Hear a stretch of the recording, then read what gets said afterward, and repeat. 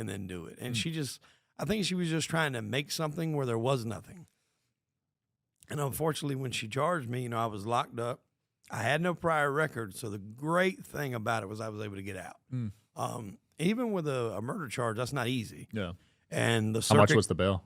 It was $150,000. Damn. That was the lowest for everything. So it was $100,000 for the murder, and it was $50,000 for the weapons charge. Jeez. So that was the lowest they could go across the board. And once I got out, you're able to fight stuff a lot better when you get out. Yeah. And I got a really good criminal attorney in the area. His name's Andy Savage. And let me tell you, that last name fits, bro. Like watching him work was unlike anything I'd ever seen. The day they came, they did not arrest me that day. My lawyer, the current lawyer that I have, who was at the time my divorce lawyer, this happened early Sunday morning.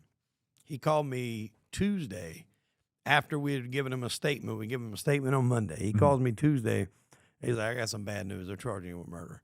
They want you to be there tomorrow. Turn yourself in at 12 o'clock. So I started calling around everybody I knew. Who do I need to call? What lawyer? And everybody said, Andy.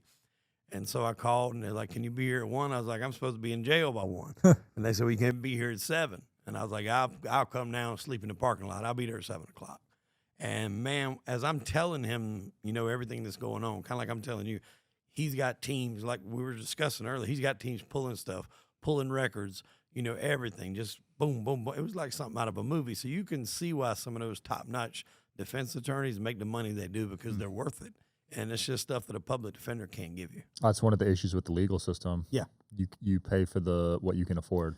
Exactly. And that's why most cases, you hear these lawyers say they got a 98% conviction rate or something. Most times they just force people into plea deals. Right. Because even if you have money, they can run you dry money. 100%.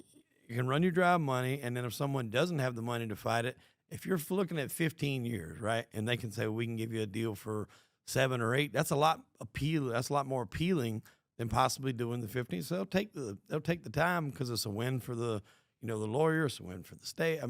They don't care. They get to go home there every night and go to bed. Right. They don't care that you're guilty, not guilty, or whatever, because you're gonna be in prison for a while.